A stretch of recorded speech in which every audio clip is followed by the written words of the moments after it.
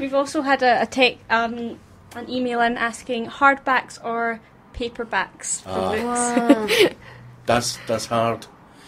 If I like hardbacks, they are expensive. Mm-hmm. But I do buy paperbacks, 3 for the price of 2 in Waterson's, like everybody else. Yes.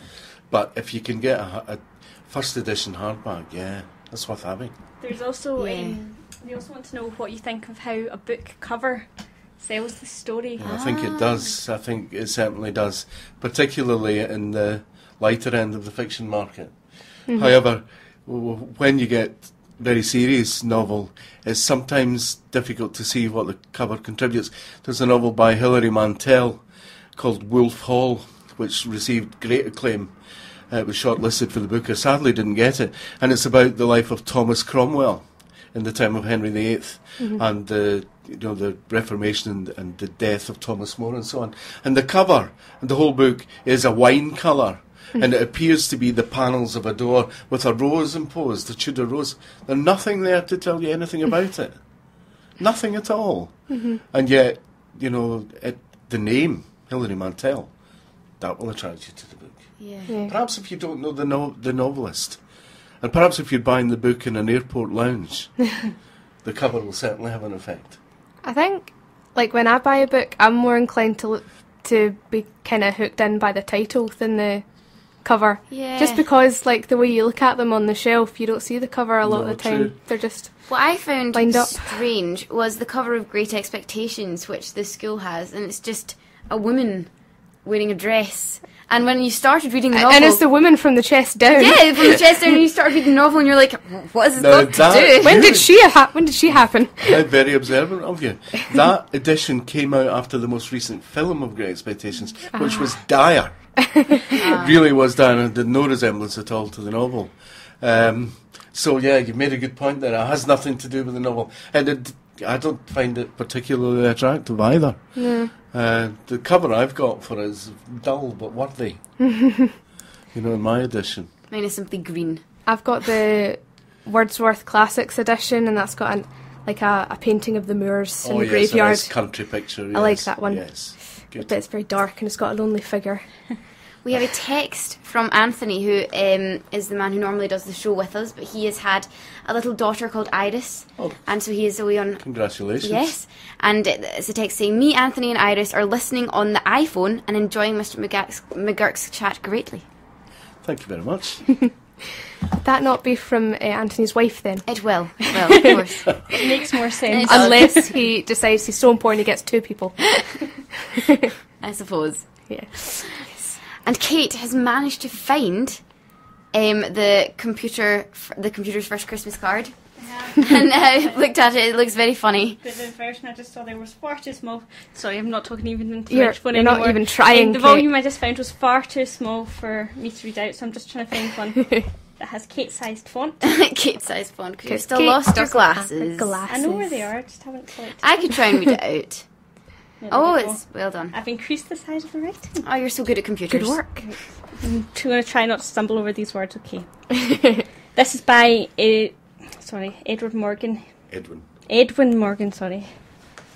Jolly Mary Holly Berry, Jolly Berry Mary Holly, Happy Holly, Jolly Jelly, Jelly Belly, Belly Mary, Holly Happy, Jolly Molly, Mary Jerry, Mary Harry, Hoppy Barry, Happy Jarry, Boppy Happy, Berry Jory, Jory Jolly, Moppy Jelly, Molly Mary, Jerry Jolly, Belly Hoppy, Jory Hoppy, Holly Moppy, Barry Mary, Jarry Happy, Happy Boppy, Boppy Jolly, Jolly Mary, Mary Mary Mary Mary, Chrisameriasa, Mary Chrysanthemum. What? That was one of the strangest poems I've ever seen. I like it. I like it. It's certainly a tongue twister. It really is. It's like a challenge you set himself to rhyme as many words as possible. Exactly. It does. That sounds like quite a funny children's poem, really. But one of my favourite children's poems, I have brought my giant book that I used to love when I was little. Mm-hmm. Still do, but I don't read it very often because that would be silly. This is one of my favourite poems. I used to laugh. It's called Goodness Gracious. Goodness gracious, fiddle-dee-dee, somebody's grandmother's out at sea. Just where the breakers begin to bound, somebody's grandmother's bobbing around. Up on the shore the people shout, give us a hand and we'll pull you out.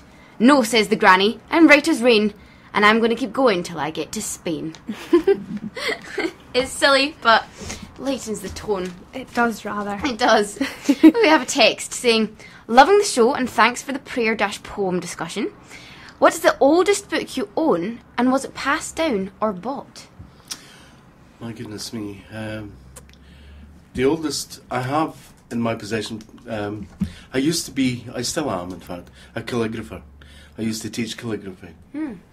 And somehow into my possession has come 2 leaves of a manuscript. 2 simple leaves with the stain of a decoration from another page on them. And just a trace of gold. And the handwriting can be dated to the 15th century. Oh, wow. Early 15th century. That's an impressive answer. It's only two sheets of paper. The oldest book I have is a 3-decker novel of Tom Jones, but novels at that time used to be published in 3 deckers, a bit like Great Expectations that we've been talking about. Yeah. And this is an 18th century book, and it has hand-coloured illustrations in it, and it dates from the mid 18th century. That's probably the oldest. In fact, I have it in school. I'll show you it tomorrow. Good. My oldest book's from 1967. My goodness. I bought that on Amazon second-hand. What book is that? Because It Is Absurd by Pierre Boulle, author of Planet of the Apes and Bridge Over the River Kwai. But you're also an avid charity shop buyer of books. So there must be some books in there that you've found that are a few years old. Well, and what was the ones that you bought that were out of print anywhere else? Oh, that was the Pierre Boulle one. Yeah. But there was old Doctor Who books I bought for Kate's birthday. Yes. And they were in a sci-fi bookshop in the West End near where my sister lives. Everybody knows. Yeah. Of course. So we've actually had another question in for Mr. McGurk, and it's, as a Dickens fan, have you seen and what did you think of The Muppets Christmas Carol? Oh, yes. That's a good question. I thought it was excellent. I think Miss Piggy was beautifully cast. Oh, yes. It was very funny. they kept quite a lot of the lines though, didn't they? Like, for a Muppets film, it's quite loyal. Yes, it kept to the text. Considering it was a Muppets film. Yes, I thought it was very good. Like we put on A Christmas Carol as a play with East Renfrewshire Theatre Company A few years ago. I was Bob Cratchit, but it was quite funny because the script that we had and the Muppets Christmas Carol were just absolutely so similar. I couldn't watch it because I was like, oh, I know what's going to come next. Yeah. I know. The Muppets Treasure Island was not as loyal to the text as the Muppets Christmas Carol. They did Muppets Treasure Island, really? I haven't You've not seen it? I haven't seen I'm that terrible. one either. It's good. I must. There's so many things I haven't seen and read and done. I have plenty of time. I think you're only 16. I'm only 16. Kermit was Captain Smollett. Oh, right. And who was Long John Silver? Oh, that was Tim Curry. He wasn't played by a Muppet. All right. Long John Silver and Jim were both people. But Rizzo and Gonzo were Jim's pals that they added for comic relief. They did keep him falling into the apple barrel, but that was about it. That was the only resemblance to the novel. And Billy Connolly was that drunk from the beginning. And, like, you know how there's that person the that's old hiding? man, the dead man's chest. Yeah. Yeah. Billy Connolly played him. A well cast there. Yeah. I have here the top 10 poems, apparently, not chosen by myself. But I really don't know half of them. I was wondering if you do it and if you agree with this list. Oh dear. So at number 10 is Ode on a Grecian Urn by John Keats. Well, yes. Yes, I agree with that. That should be there. 9 is Death by John Donne. Death? Wow. It's not the one. It's not the one by Donne that I would put in there. No. I don't know. I don't think I know it. It's actually there is nothing that I know just called Death. Death, how strange. However. And number 8 is, I cannot even pronounce this, Ozymandias by Percy. Oh, fantastic! Yes. Did you not get it at primary? No. I met a traveller from an antique land. No? No. Oh, we'll need to look at that then. Okay. And number 7 is Oh Captain, My Captain by Walt Whitman. I thought that's desperate stuff. Horrible. And number 6 is How Do I Love Thee by Elizabeth Barrett Browning.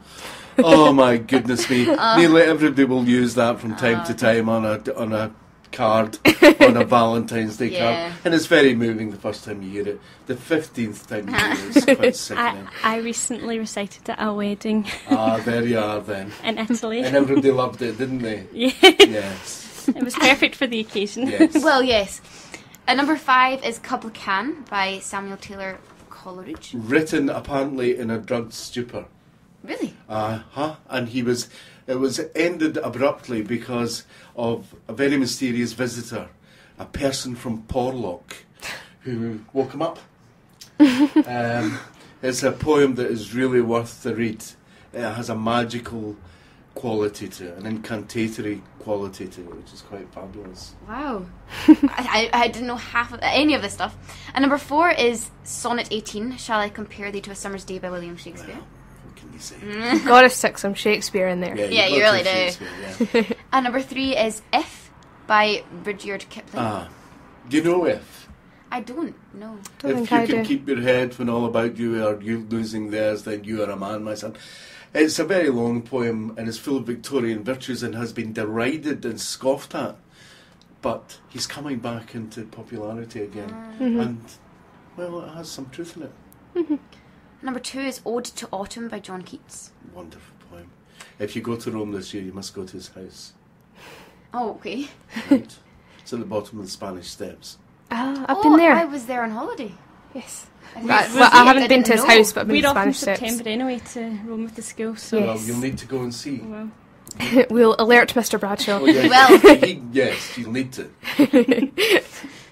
Finally, at number 1 is She Walks in Beauty by Lord Byron. Yes. Does that deserve a number 1 spot? I don't think it deserves number 1.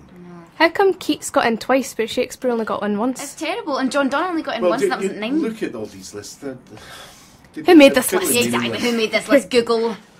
I doubt their credentials. I doubt their credentials. But I didn't make my own. actually, on the theme of school, I've got a Spike Milligan poem about schools that I'm quite fond of.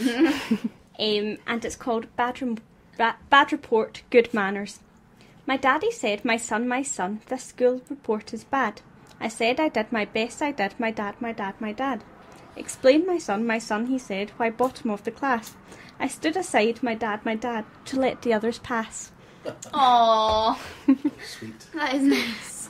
Well, I found another song. Oh, yes. This is Dance Me to the End of Love, Leonard Cohen.